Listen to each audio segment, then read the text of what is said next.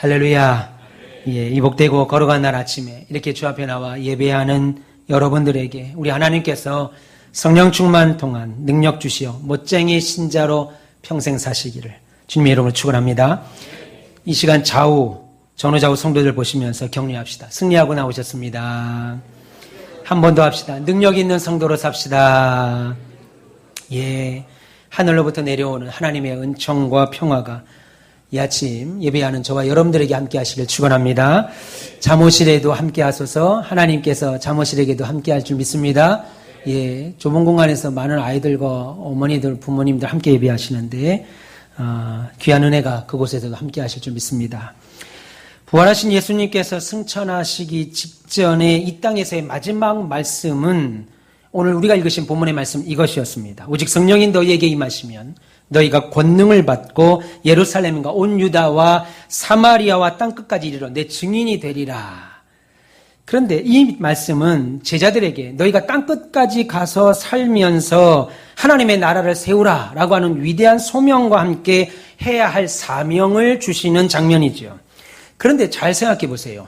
우리가 이 장면은 매우 감동적인 장면이지만 이 장면을 잘 보면 이 말씀을 하고 있는 이 모습, 예수님이 하고 계시고 이 말씀, 그리고 예수님이 하신 이 말씀을 듣고 있는 모습은 사실 매우 어색한 장면입니다. 왜냐하면 예수님의 이 명령을 듣고 있는 제자들과 거기에 있던 수많은 사람들은 주님의 이 말씀을 들을 처지가 안 됐기 때문에 그래요. 왜냐하면 예수님이 십자가에 죽기 위해 붙잡히자 제자들은 예수님과 오히려 함께한 것이 아니라 예수님을 떠나 뿔뿔이 흩어지고 도망치고 말았습니다. 심지어 베드로는 자신의 신변의 안전을 위해서 나는 예수를 모른다. 대놓고 예수님을 모른다고 했고 부인했고 저주까지 했습니다. 그리고 예수님이 십자가에서 죽자 베드로뿐 아니라 수많은 제자들 그리고 주를 따랐던 많은 사람들이 나는 그래도 예수와 함께 할 것이다 라고 하지 않고 다 도망쳐 버렸어요. 그런데 예수님은 말씀하신 대로 3일 만에 다시 부활하셨습니다. 그런데 예수님을 따랐던 수많은 사람들, 제자를 포함해서 수많은 사람들 가운데 한 사람도 우리 예수님은 3일 뒤에 다시 부활하실 거야, 다시 살아나실 거야 라고 믿은 사람이 없었습니다. 예수님의 부활을 기록하고 있는 복음서들, 마태, 마가, 누가, 요한복음을 보면 예수님의 부활을 말하는 곳마다 예수께서 내가 다시 살아날 것이다 라고 말하는 곳마다 하나같이 공통적으로 나오는 말이 있는데 그게 뭐냐면 저들이 믿지 아니하더라. 믿지 아니하니라. 도무지 믿지 아니하니라. 그가 유령인가 하노라 라는 말뿐이었습니다. 다시 말해서 한 사람도 예수께서 부활하실 거라는 걸 믿지 않고 다 흩어져 도망가 버리고 말았습니다. 그런데 그런 복음서 마태, 마가, 누가, 요한복음이 딱 끝나고 지금 사도행전을 시작하는 오늘 첫 장면을 딱 보면 아니 지금 그들이 다 한자리에 모여 있는 거예요. 예수님의 죽으심을 두려워하여 뿔뿔이 흩어졌고 도망갔고 예수님이 다시 살아날 거라고 믿지 않았던 그들이 그래서 다 도망간 그들이 사도행전을 시작하는 1장을 딱 열면서 한자리에 다 모여있는 모습으로 오늘 본문을 시작합니다. 그러면 어떻게 이런 일이 가능할 수 있냐는 거예요. 그것은 예수님 때문입니다. 예수님은 부활하시고 40일 동안 한 번도 공개적인 자리나 군중의 앞에 나타나신 적이 없습니다. 한 번도 사람들 앞에서 병을 고치거나 기적을 행한 적이 없고 사람들을 모아놓고 하나님의 나라, 이전처럼 하나님의 나라를 설교하거나 하나님의 말씀을 가르친 적도 없어요. 부활하시고 승천하시기 전 40일 동안 이 땅을 살면서 예수님은 시간과 공간을 막 초월하면서 계속하여서 무슨 일을 하셨냐면 제자들을 찾아가셨습니다. 제자들을 만나셨어요. 그리고 그들을 만나셔서 하루는 빵을 드십니다. 하루는 물고기를 드십니다. 빵을 드시면서 뭐라고 말하세요? 얘들아, 귀신이 빵 먹는 거 봤니? 못 보셨죠, 여러분들도? 귀신이 빵 먹는 거 봤니? 근데 나 어때? 나 지금 빵 먹니 안 먹니? 나 지금 빵 먹지? 그러니 나 귀신 아니지? 이렇게 경박하게 얘기했을까요? 예수님이? 했을 거라고 생각하고. 나 부활한 거 맞지? 나 귀신 아닌 거 맞지? 이리 와봐. 내 옆구리 한번 손 넣어볼래? 나 창자국 잡히나 안 잡히나 봐볼래? 웬걸 창자국 있지? 그러니까 나 귀신 아니지? 나 유령 아니지? 니들이 말하는 것처럼 유령이다. 유령 아닌 건 맞지? 나 다시 살아나는 건 맞지? 40일 동안 내내 주님은 제자들을 만나면서 이 일하고 다니셨습니다. 배신하고 흩어지고 도망치고 떠나버린 제자 한 사람 한 사람을 다시 회복시키는 일을 하셨다는 거예요. 그래서 그들이 모인 그 자리, 그들이 모인 모습이 오늘 사도행전 1장을 시작합니다. 그리고 그들을 바라보면서 본문 4절에 뭐라고 그래요? 사도와 함께 모이사, 그렇게 말했습니다. 여러분, 이제부터는 제자라고 하는 말은 사도행전에서는 더 이상 나오지 않고 그들을 향해서 사도다라고 부르고 있습니다. 그리고 이제 대하 드라마와 같은, KBS 역사 대하 드라마 50회, 60회 같은 대하 드라마와 같은 펼쳐지는 사도행전의 문을 여는 첫 장의 모습이 오늘 우리가 읽으신 본문의 내용입니다. 그리고 그 현장에서 예수님이 그들에게 남기시는, 내가 이제 승천을 앞두고 마지막으로 남기신 말씀이 바로 오늘 우리가 읽은 본문 8절의 말씀. 오직 성령이 너희에게 임하시면 너희가 권능을 받고 예루살렘과 온 유다와 사마리아와 땅끝까지 이르러 내 증인이 될 것이다, 그 말입니다. 다시 말해서 내가 너희에게 성령을 부어줄 거야. 내가 천국에 가거든 내가 너희들에게 성령을 보내줄 거야. 그래서 성령이 너희에게 임하면 어떻게 되는 줄 알아? 너희가 능력을 받을 거야, 이 말입니다. 내가 승천해서 하나님 나라 가면 너희에게 성령을 보내줄 건데 그러면 너희들이 능력을 받게 될 거야. 너희들은 나보고 우리 예루살렘이 언제 회복됩니까? 언제 로마에서 벗어납니까? 라고 묻지만 그거 중요한 거 아니고 너희가 땅끝까지 가서 살면서 내 증인 되어서 하나님의 나라를 지금부터 세울 거야. 그렇고 위대한 사명을 주셨습니다. 그런데 놀라운 것은 이 말씀을 하시면서 예수님이 아주 특별한 약속 하나를 하는데 오늘 뭐라고 그럽니까? 오늘 본문 말씀에 성령이 임하면 너희들이 뭐 한다고요? 능력. 오늘 성경은 권능이라고 말했는데 이 권능을 우리가 대단히 오해하죠. 이 권능이 원래는 능력입니다. 성령이 임하면 너희가 능력을 받을 거야 라고 말합니다. 그 약속 하나를 합니다. 그러면 여러분 묻겠습니다. 주님이 지금 말씀하시는 그 능력은 뭘까요? 성령이 임하면 너희가 능력을 받을 거야 그렇게 말씀하셨는데 그 능력이 뭐냐 이겁니다. 오늘 이야기를 저와 여러분들과 좀 나누려고 합니다. 성령이 임하면 우리 사무실에 계시는 부모님들 능력이 임한다고 하시는데 그 능력이 뭐냐 이겁니다. 그 능력이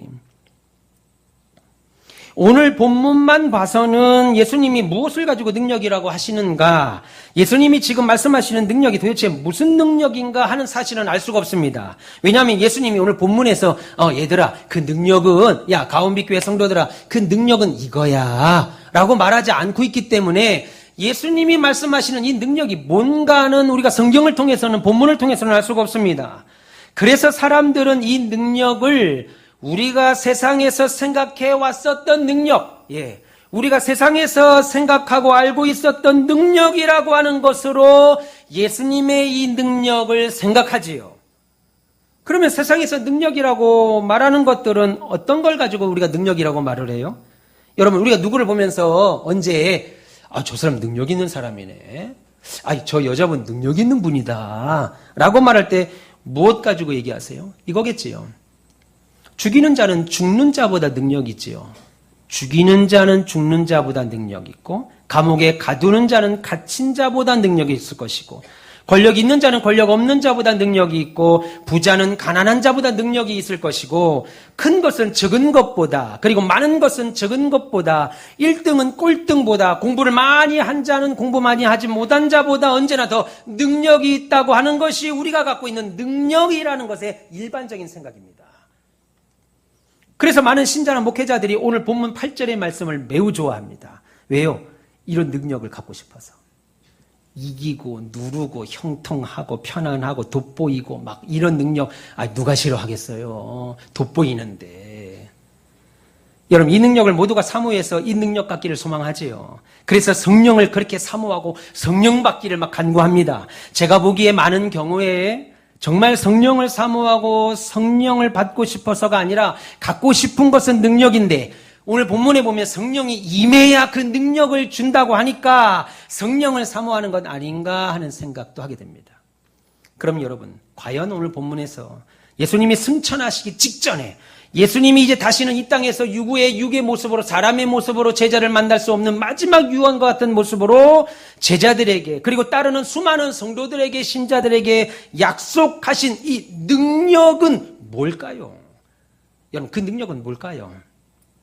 말씀드린 대로 성령의 그 능력에 대한 기록이 없기 때문에 주님이 말씀하신 그 능력이 도대체 뭐지? 예수님이 지금 성령이 임하면 능력을 받는다고 했는데 그 능력이 뭐지? 뭘 말하는 거지? 라고 하는 것은 정확히 알 수 없지만 알 수 있는 방법은 한 가지 있습니다. 그 한 가지는 예수님이 말씀하시는 것처럼 성령이 임하고 그래서 능력을 받은 사람들이 실제로 어떻게 사는지, 성령 받은 사람들이 어떻게 사는지, 그리고 무엇을 하는지 확인한 다음에야 예수님이 이거 가지고 그랬네. 이것 가지고 능력이라고 하는 거네. 성령 받은 사람이 그런 일 하는 거 보니까 저렇게 사는 거 보니까 저것이 능력이었구만. 그때서야 할 수 있습니다. 여러분, 그 내용을 지금 이제부터 얘기하려고 합니다. 지금 사도행전 1장을 읽으셨는데 한 장을 넘겨 사도행전 2장을 보시면 예수님께서 약속하신 성령이 드디어 임하는 오순절 성령 강림 사건이 일어납니다. 그러면 그때 성령을 충만히 받은 사람들이 그 후에 어떤 일을 하는가, 어떻게 사는가를 사도행전 2장 이후의 내용을 자세히 살펴본 다음에야 주님이 말씀하신 성령이 오면 갖게 된다는 능력이 어떤 능력이냐 알 수 있죠. 여러분들이 그것을 일일이 다 성경 읽고 신약 성경 읽고 사도행전 읽고 찾아보는 것을 귀찮아할 것 같아서 제가 미리 확인했습니다. 여러분 안 읽어보실 것 같아갖고 제가 다 미리 찾았어요. 사도행전과 여러 신약 성경들을 몇 번 읽은 결과 내려지는 결론은 이겁니다. 한마디로 죽이는 능력이 아니라 내가 오히려 죽는 능력입니다. 가두는 능력이 아니라 내가 오히려 갇히는 능력, 초능력을 행하는 슈퍼맨의 능력이 아니라 나의 연약한 힘 한계와 제한을 가지고 묵묵히 살아가는 능력, 그것이 오늘 주님이 말하는 능력입니다. 이 이야기를 좀 하겠습니다. 여러분, 사도행전 2장의 오순절 성령 강림 후에 성도들에게 능력이 임했습니다. 그 현장에 있던 대표적인 사람 하나가 바로 베드로입니다. 사도행전 한 장을 더 넘어가서 3장으로 넘어가면 베드로가 요한과 함께 성전에 기도하러 올라가다가 성전 문 앞에 앉아서 구걸하는 한 안진뱅이를 봅니다. 그런데 성경이 그 안진뱅이를 뭐라냐면 날 때부터 안진뱅이였다, 그렇게 말합니다. 그러니까 평생 한 번도 자기 발로 일어서 본 적이 없는 사람이라는 거예요. 그런데 사도 베드로가 그 자리에서 그를 일으켜 세우는 능력, 기적을 베풉니다. 사도행전 3장 6절에 내게 은과 금은 없지만 내게 있는 것이 하나 있다. 바로 나사렛 예수 그리스도다. 내게 있는 것으로 내게 주노니, 유명한 말. 나사렛 예수 이름으로 일어나 걸으라. 할렐루야. 그랬더니 그 안진뱅이가 그 자리에서 벌떡 일어납니다. 그리고 뛰고 걷고 막 난리가 납니다. 찬양하고. 그러자 수많은 사람들이 몰려오죠. 야, 한평생 안진뱅이 아니야? 일어나 본 적이 없는 사람 아니야? 근데 그가 어떻게 일어났대? 베드로라는 사람이 그렇게 했대. 가보자. 수많은 사람들이 와서 베드로와 요한을 삥 둘러서서 신기한 듯이 베드로의 얼굴을 이렇게 쳐다본다고요. 베드로가 그랬단 말이야. 어부 아니야? 내가 그를 아는데 베드로가 이런 일을 했다고? 이렇게 쳐다보고 있어요. 그럼 여러분 잘 생각해 보세요. 지금 그 안진뱅이를 일으킨 그것이 예수님이 말씀하셨던 성령이 임하면 받는 능력이라면 지금 수많은 사람들이 자신에게, 내가 안진뱅이를 일으킨 능력을 행하고 수많은 사람들이 자신에게 몰려온 그 자리는 베드로에게는 어떤 자리일까요? 어떻게 베드로가 행동해야 우리의 상식에 맞을까요? 여러분 같으면 어떻게 하고 싶습니까? 베드로는 지금 말 한마디만 하면은요, 그냥 곧바로 교주됩니다. 여러분, 제가 만약에 안진뱅이 한 분이 있는데 일어나 걸으라! 일어났습니다. 사투리 아닙니다. 일어났습니다. 저 서울 사람이라고 그랬죠? 일어났습니다. 일어났습니다. 그럼 어찌 되겠어요? 장연 난리 납니다. 강원비교회 목사가 안진뱅이를 일으켰다 이겁니다. 여러분 그 다음 주부터 늦게 오시면 앉을 자리가 없어요. 그때부터 저 교주됩니다. 내가 무슨 말을 하든 다 들을 겁니다. 조류의 찬스를 맡고 있는 거죠. 그러면서 뭐라고 하겠어요? 뭐 나보고 무식한 어부라고? 야, 나 이런 능력 있는 사람이야. 몰랐지 니들. 나 이런 사람이야. 어디서 나를 무시해. 그래서 사람들은 앞으로 베드로가 뭐라고 하든지 말을 들을 겁니다. 하자는 대로 다 할 거예요. 그런데 놀라운 거, 베드로의 반응을 보세요. 놀랍게도 그 자리에서 베드로가 소리를 지르면서 손을 막 내줬습니다. 아니, 왜 이럽니까? 왜 이러십니까? 아니, 내가 이 사람을 일으킨 것처럼 왜 나를 자꾸만 주목합니까? 이 사람을 일으킨 것은, 이 일은 나도 아니고, 여기에 있는 요한도 아니고, 나사렛 예수 그리스도가 하신 것입니다. 그렇게 말하죠. 여러분, 지금 자기가 영웅이 될 기회, 그야말로 슈퍼스타가 될 기회, 이제 베드로의 앞날은 그야말로 능력의 사도로 인정받아가지고 뭐 형통할 일만 있을 이 조류의 찬스를 내가 가지지 않고 자기가 가지지 않고 내가 이 기적을 행한 것과 내가 안진뱅이를 일으킨 것과는 아무 상관없이, 아니 그것을 오히려 거부하면서, 그것을 오히려 거부하면서 자신이 아니라 예수 그리스도를 막 드러낸다고요. 그들 앞에서 예수가 그리스도시다. 나 보지 마라. 예수가 그리스도시다. 예수는 죽으셨지만 우리 하나님이 그를 다시 살리셨다. 천하 만민의 구주와 그리스도가 되시게 하셨다. 예수는 부활하셨다. 막 이 복음을 전하고 예수의 부활을 증거하고 자기는 뒤로 쏙 빠집니다. 그러면 여러분 지금 베드로가 뭐 하고 있는 거예요? 베드로는 지금 자기가 행한 엄청난 능력이죠. 안진뱅이를 일으켰습니다. 그것만큼 능력이 어딨어요. 그런데 그런 능력을 행한 것과는 아무 상관없이 나는 그런 능력을 행했지만 그런 능력과 상관없이 나는 여전히 자신은 힘든 길을 갖는 예수 그리스도의 제자의 삶을 간다고요. 여전히 그 능력과 상관없이, 그 일과 상관없이. 그래서 만약 베드로가 이 기적 베푼 것이 예수님께서 약속한 그 능력이라면 이 일 다음에 벌어지는 건 더 이해가 안 됩니다. 여러분, 베드로가 안진뱅이를 일으키고 예수님은 부활하셨고 우리의 증인이다, 우리의 구주다라고 전하니까 그 일 때문에 사도행전 한 장 또 넘어가면 4장으로 넘어가시면 그 기적을 행한 것과 예수가 부활했다라고 하는 소식을 싫어하는 사람들이 베드로를 딱 잡습니다. 그리고 감옥에다가 집어넣습니다. 만약에 여러분, 베드로가 감옥에 갇힐 때 성령을 받은 베드로인데 예수님이 주신 능력이 우리가 생각하는 슈퍼맨 같은, 어벤져스 같은 능력이라고 한다면 뭐라고 하겠어요? 감옥에 나를 잡아가지고 끌려가려고 할 때 뭐라고 하겠어요? 여러분 같으면 야 왜 이래? 야 내가 누군 줄 알고, 나 안진뱅이도 일으킨 사람이야. 니들이 나를 뭘로 보고 나를 끌고 가? 야 이거 왜 이래? 하면서 어떻게 하겠어요? 어떻게 하겠습니까?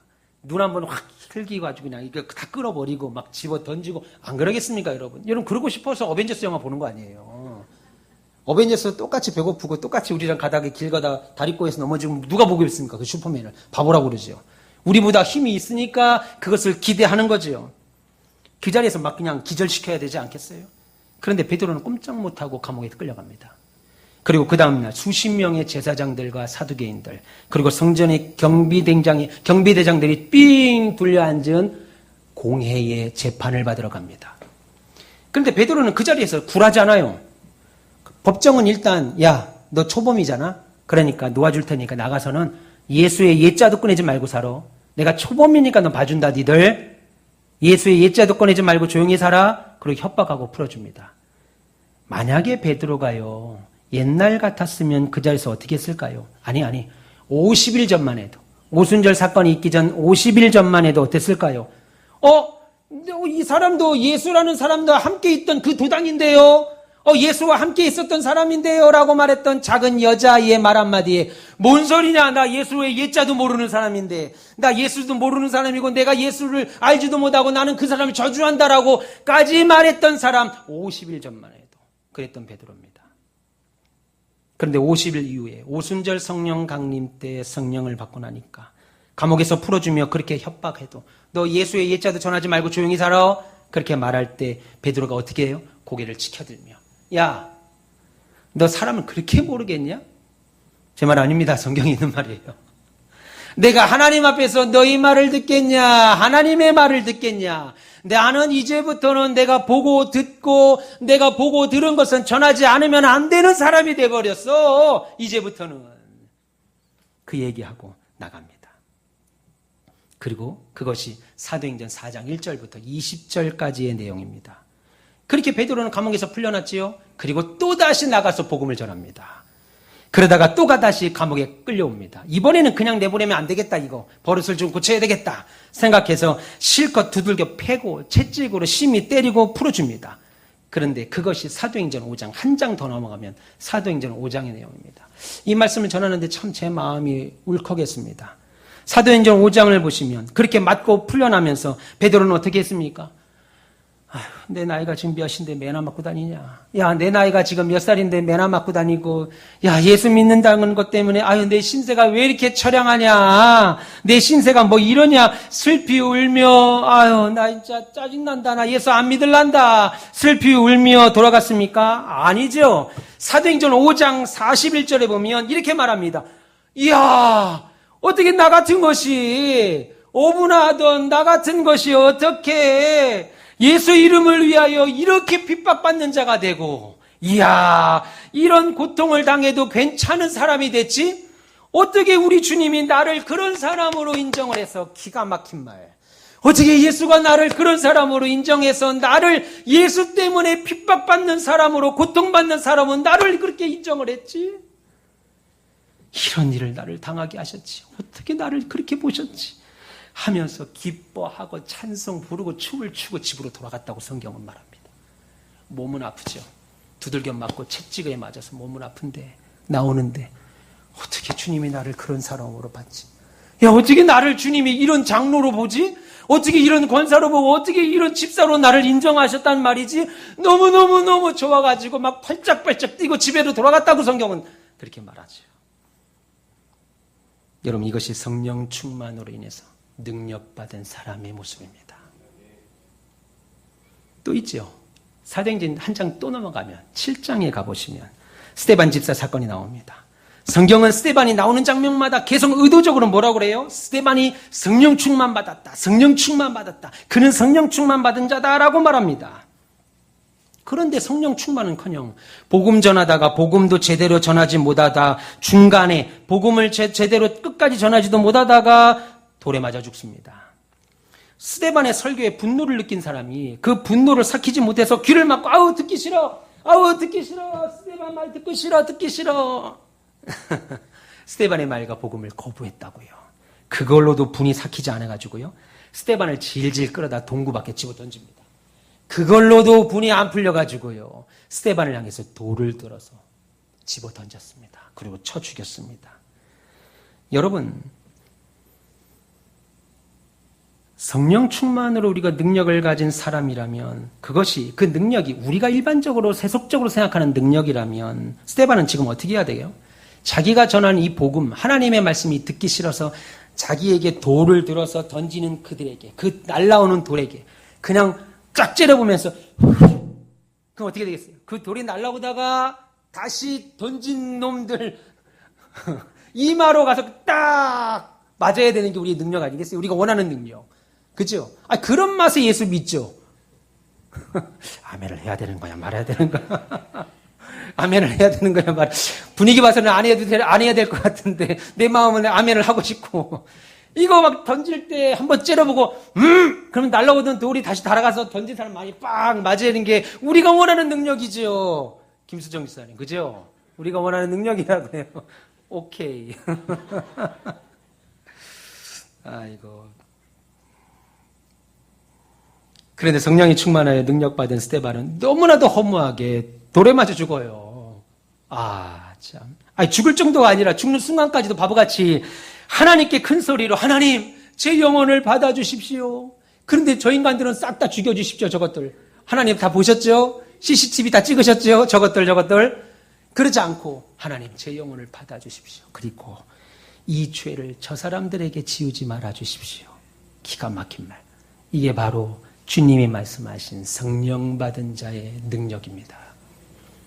예수님도 세상의 눈으로 볼 때는 정말 속수무책인 무능력자로 십자가에 달려 있었죠. 사람들이 뭐라고 그랬습니까? 요한복음에 내려와봐. 네가 구원자라며. 그럼 너부터 구원을 시켜. 내려와. 하나님의 아들이라며. 그러면 내려와봐. 저 같으면 당장 내려갑니다. 누가 그랬니 지금 그 얘기? 누구야? 누구니? 너야? 네가 그랬어? 갈릴리 바다로. 그 자리에서 그냥 갈릴리 바다로 던져버리고. 그럼 그 뒤에 사람들이 막 벌벌 떨겠죠. 사시나무 떨듯이. 우리 예수님 안 내려오셨어요. 참, 저 같으면 당장 내려옵니다. 올라가지도 않지요. 그냥 예수님은 십자가에서 죽으셨어요. 여러분, 십자가에서 내려오는 능력이 아니라 주님을 반대하는 사람들을 전부 다 갈릴리 바다에 던져서 빠져버려 죽이는 능력이 아니라 그냥 잠잠히 죽으면서 하나님의 명령하신 자기의 길을 가는 그것이 십자가의 능력임을 주님이 보여주셨습니다. 죽음으로 죽음을 이기고 있고 죽음으로 죽은 자들을 다시 살려내는 그것이 십자가의 능력이라는 거죠. 그러면 여러분, 성령을 받은 저와 여러분들에게, 성령 받았으니까 이 시간에 나올 수 있었습니다. 성령 받은 저와 여러분들에게 주어진 능력은 뭘까요? 우리가 이미 능력을 갖고 있는데 우리의 능력이 대단히 세속적이어서 어벤져스 같은 그런 능력, 초능력을 막 원한다고요. 저 어릴 때 유리겔라라고 하는 마술사가 있었습니다. 숟가락을 막 휘고요. 비행기 갖다 놓고 막 김포공항에. 저만 봤어요? 유리겔라 있잖아요. 엄청난 마술사. 난 주님이 다시 온 줄 알았어요. 그거 보고. 얼마나 놀랐는지 몰라요. 그 한 주간은 교회 성도들이 유리겔라 얘기만 합니다. 유리겔라 얘기만. 숟가락을 휘었는데, 비행기를 봐. 비행기. 그게 우리가 원하는 성령 받은 자, 예수 믿는 자의 능력을 우리가 그렇게 원하죠. 그런데 성경은 그렇게 말하고 있지 않다라는 거예요. 여러분, 성령 받은 저와 여러분들에게 주어진 능력이 뭐냐는 거예요. 그것은 남들이 못하는 희한한 일을 다 행하는 초능력이 아니고 내게 있는 한계를 다 깨부수고 그것을 초월하는 능력이 아니고 모든 하는 일마다 형통하고 걱정 하나 없이 다 잘 되는 그런 상황에서만 신앙생활 하는 것이 아니라 어떤 경우에도 그것이 사망의 음침한 골짜기라 할지라도 신자의 길을 포기하지 아니하고 그 길을 걸어가며 묵묵히 교회에 세워가는 그것을 가리켜 예수님은 성령이 임한 능력이라고 말하는 겁니다. 그러니까 이 시간 나오신 여러분들은 성령이 임한 능력을 갖고 계신 분들인 거예요. 사도 바울은 이것을 더 구체적으로 자기의 경우를 가지고 말합니다. 고린도후서 12장 7절에서 10절에 조금 길지만 제가 읽어드리겠습니다. 내가 여러 계시를 받은 것이 지극히 크므로 너무 자만하지 않게 하려고 내 육체의 가시 곧 사탄의 사자를 주셨으니 이는 나를 쳐서 너무 자만하지 않게 하려 하심이라. 이것이 내게서 떠나가게 하기 위하여 내가 3번 주께 간구하였더니 나에게 이르시기를 내 은혜가 너에게 족하다. 이는 내 능력이 약한 데서 온전하여 짐이라 하신지라. 그러므로 도리어 크게 기뻐함으로 내가 나의 여러 약한 것들에 대하여 자랑하리니 이는 그리스도의 능력이 내게 머물게 하려 함이라. 그러므로 내가 그리스도를 위하여 약한 것과 능력과 궁핍과 박해와 곤고를 기뻐하노니 이는 내가 약한 그때에 강함이라 라고 했습니다. 여러분, 사도 바울은 하나님의 위대한 사도요 그리스도 예수의 증인이죠. 그런데 사도 바울에게 치명적인 약점이 있었습니다. 그것은 시도 때도 없이 찾아오는 간질병입니다. 그리고 또 하나는 앞이 보이지 않을 정도로 심한 눈병이 있었습니다. 그것은 누구나 구체적으로 알 수 있는 사도 바울의 약점이에요. 사도 바울 하면 그 사람 간질병 있잖아. 그 사람 눈이 안 보이잖아. 라고 하는 약점, 누가 봐도 알 수 있는 약점이었습니다. 그래서 고린도후서 12장 7절에 말하기를 그것들이 사도 바울은 내 육체의 가시라고 그랬습니다. 얼마나 싫고 고통스러웠던지 나를 찌르는 가시와 같다고 그렇게 말합니다. 더 나아가 그것은 나의 사역과 인생의 치명적인 장애가 되는 것인지, 얼마나 그것이 내 사역의 장애가 되고 방해꾼이 되는지 사단이 내게 보낸 회방꾼이라고까지 말했습니다. 그래서 바울은 하나님께 이것 없애달라고 기도했습니다. 하나님, 성경에 보니까 3번 기도했다고 했는데 이 3번은 카운팅 3번 한 게 아니고 3번만 기도했다는 게 아니라 이 문제 때문에 이 문제 가지고 정말 절실하게 여러 번 간구했다는 말이죠. 하나님, 제가 사도 아닙니까? 제가 목사 아닙니까? 그런데 복음을 전하는데 설교하는데 이 간질병은 진짜 이거 문제됩니다. 설교하고 내려왔는데 제가 막 입에 거품 물고 자지러지면서 기절하면 성도들이 얼마나 놀라겠습니까, 하나님. 눈에 질병이 있어서 말씀도 제대로 볼 수 없고 김소연 집사님 어디 있어요? 집사님 여기 있는데 막 여기 가서 집사님 찾으면 교인들이 저보고 뭐라고 하겠어요. 자신의 병도 하나 못 고치는 인간이 뭔 사도냐며 하나님의 영광 안 가리겠습니까? 이것 때문에 내가 전하는 하나님의 말씀의 권위가 떨어질 수 있으니까 이거 좀 없애주세요. 간질병 없어주시고 눈에 안질 눈병 좀 고쳐주세요. 그렇게 기도했다는 거예요. 그래서 하나님께서 그 기도에 응답을 하십니다. 근데 그 응답이 이겁니다. 그거 그냥 가지고 살아. 고칠 생각하지 말고 그거 벗어날 생각하지 말고 그냥 걸머질고 살다가 그대로 죽어. 이게 하나님의 응답입니다.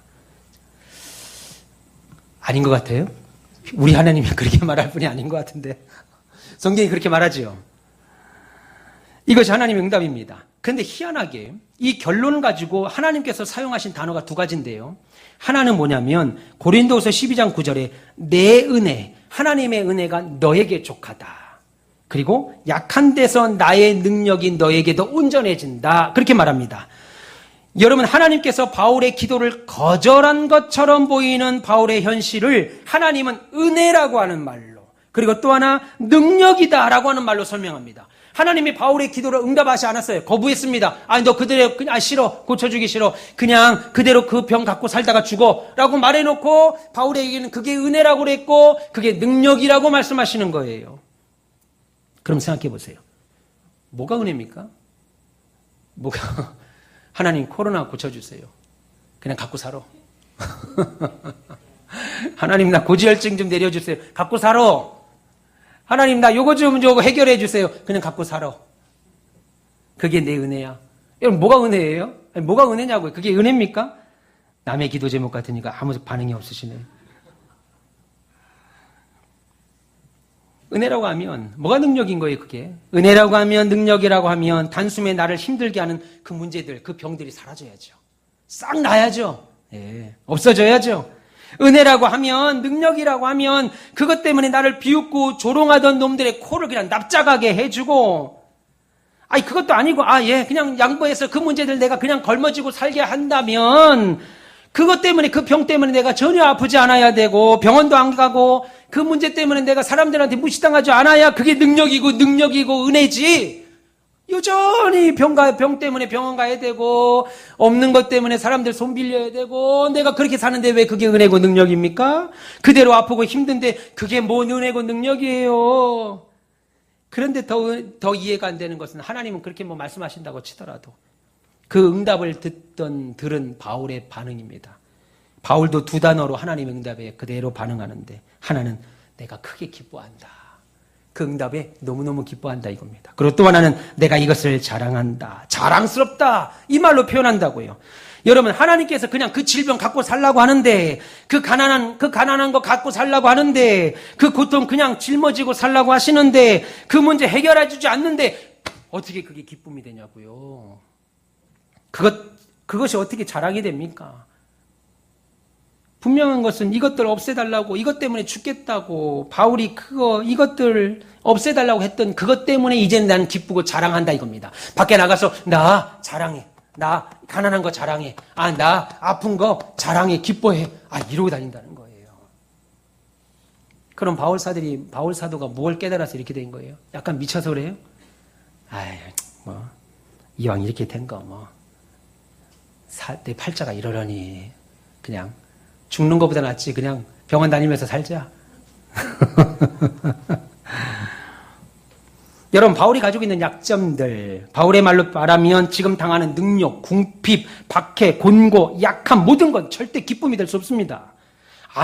여러분, 지금 몹시 배가 고픈데 그게 막 기쁨이 되는 사람은 무슨 사람이에요? 배가 너무너무 고픈데 좋아요. 배고파. 너무 좋아. 정신없는 사람이죠. 네. 능력당하고 감옥에 갇히고 남들은 없는 질병 가지고 끙끙대고 있는데 막 그게 자랑인 사람. 나 이 병 있어. 나 이거 여기 아파. 나 이 병 있어. 라고 자랑하는 사람이 어디 있겠어요. 다 정신 나간 사람들이죠. 사도 바울은 지금 그 말이 아닙니다. 지금 사도 바울이 기쁘다, 자랑이다라고 할 때는 그 말이 아니에요. 그건 바울도 싫은 거예요. 우리가 배고프면 바울도 배고프고 우리가 싫으면 바울도 싫은 거예요. 그러나 바울이 하나님의 응답으로 하나님의 의도를 깨달은 것은 내가 이것을 극복하는 슈퍼맨과 같은 초능력을 갖는 능력이 아니고 이런 치명적인 약점과 질병과 능력과 궁핍과 환난과 박해와 곤고와 고통과 창피 온갖 문제들을 다 걸머쥐고 있음에도 불구하고 예수 믿는다는 게 뭐 있다이야? 신앙생활이 뭐 이래? 뭐 이런 하나님이 있어. 예수 믿으면 좀 해결해주고 형통해야지. 교회 다니는 게 뭐 이래. 이런 말 안 하고. 그럼에도 불구하고. 이런 말 안 하고. 그 고통들 그대로 가지고 있지만 여전히 신자로서 오늘을 살고 있다는 바로 그것이 하나님이 내게 주신 능력이라고 하는 이 비밀을 바울이 깨달은 거죠. 여러분들도 깨달았으리라고 믿습니다. 근데 우리가 그것을 능력이라고 생각 안 하고 살아서 내가 능력받았다고 이해하지 못하고 산 거예요. 여러분 여전히 물질적으로 어렵죠? 여기 여러분 병원 다니신 분이 있죠, 정기적으로. 저를 포함해서 다. 그죠? 병원 다니시잖아요. 이거 캐테터 없으면 못 다니잖아요.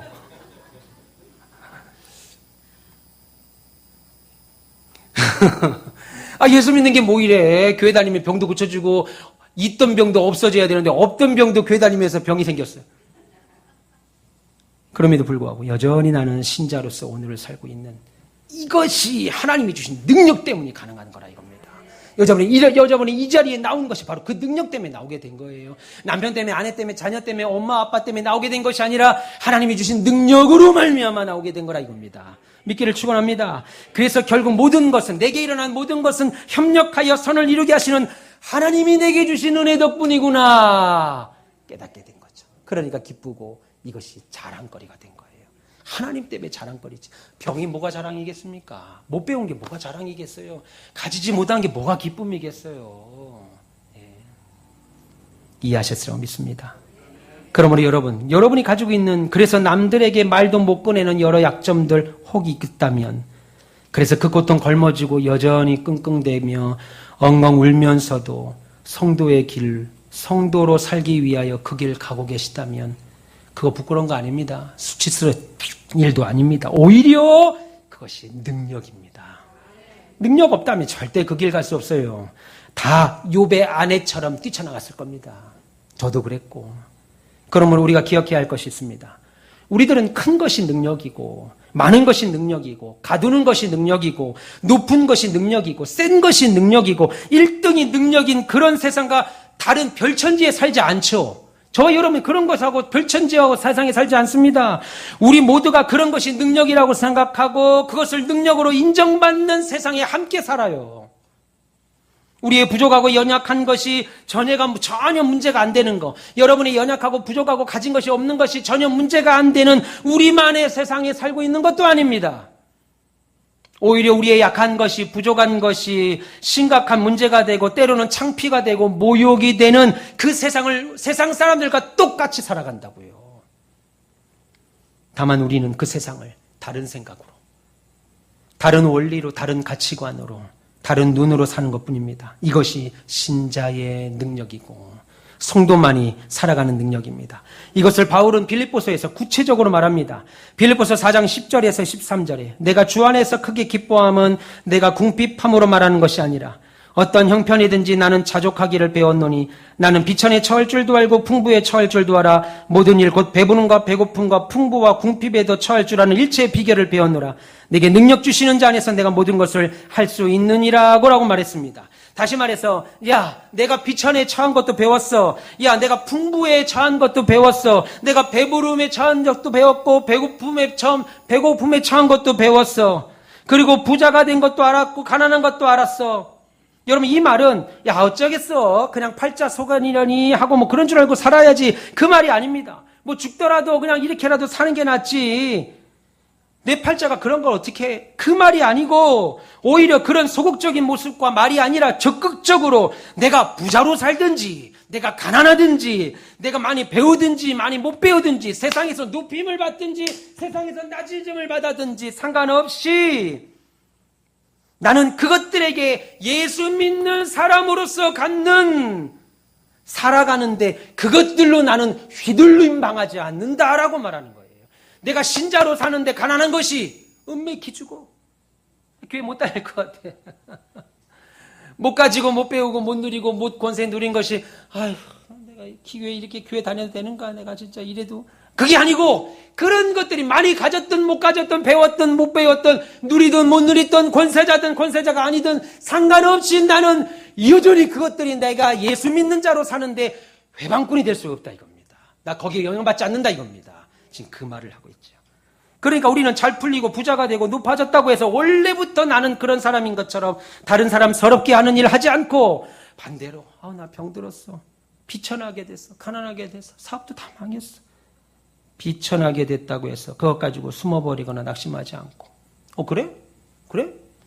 그래도 나는 성도니까 나는 하나님의 백성이니까 하나님의 아들이니까 하나님 믿고 가야지 그러면서 성도의 길을 간다는 거예요. 근데 그것을 어찌 할 수 있는가? 어떻게 할 수 있는가? 바로 바울이 말합니다. 내게 능력 주시는 자 안에서 내가 능치 못함이 없느니라. 할렐루야. 예. 우린 요것만 좋아하죠. 요 구절 끝에 요것만. 내게 능력 주시는 자 안에서 내가 능치 못함이 없다. 여러분 사도 바울은 자기가 그렇게 산 것이 내 도덕심이 함양이 되거나 아니면 나이 들어가지고 나이 들면 배짱이 커지잖아요. 야 내가 이 나이에 뭘 걱정하냐. 나이 들어서 배짱이 막 늘었거나 아니면 인격이 수양돼서 한 것이 아니고 내게 능력 주시는 예수 안에 내가 있기에 이것이 가능하다. 그렇게 말하는 겁니다.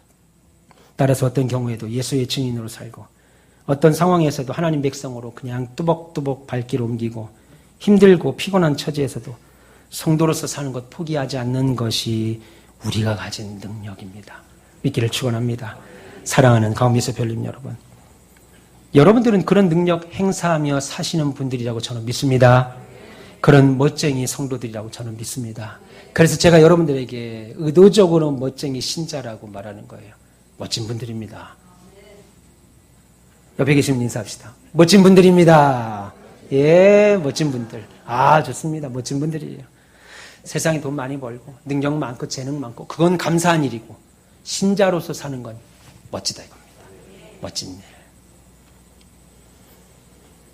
모든 힘든 현실의 짐을 걸머지고 낑낑대고 때로는 엉엉 울면서도 여전히 성도로서 가야 될 오늘의 하루를 살아가는 것은 비참한 것이 아니고 멋진 거예요. 그것이 우리 성도의 명예입니다. 이것을 예수님은 성도만 가질 수 있는 성령 받은 자만 가질 수 있는 능력이라고 말하는 거죠. 우리는 무능하고 가진 거 없어서 그 고생하면서도 예수 믿고 이 길 가는 게 아닙니다. 내가 가진 것도 없는데 예수라도 믿어야지. 아닙니다. 여러분 가진 것도 없고 무능해서 이 길 가는 것이 아니고 그런 것들에 지배받지 않는 능력을 오히려 갖고 있어서 그렇게 살아야 돼. 그런 것들에 지배받지 않을 능력을 오히려 내가 갖고 있어서 이 길 가고 있는 사람들이에요. 그래서 그런 능력은 어디서 오는가? 오늘 보면 8절의 말씀으로 설명하면 성령이 임해서 그 능력을 받은 겁니다. 이 말을 역으로 말하면 그렇게 사는 사람들의 삶을 보면 성령 받은 사람이구나. 그러니까 여러분 우리는 다 뭐 받은 사람들이에요? 그렇죠. 성령 받은 사람들입니다. 그 말을 고린도후서 12장의 말로 다시 하면 그렇게 사는 사람은 하나님의 은혜가 임한 사람들입니다. 이 말을 다시 빌립보서 4장 13절의 말씀으로 하면 그 사람은 그리스도 예수 안에 있는 사람입니다. 성도로서 삶을 살 때 때로는 엉엉 울며 때로는 고통스러운 신음소리를 내면서라도 끝까지 그 길 가고야만은 멋쟁이 신자, 성령 받은 사람의 능력을 누리시는 우리 모두 다 되시기를 주님의 이름으로 축원합니다.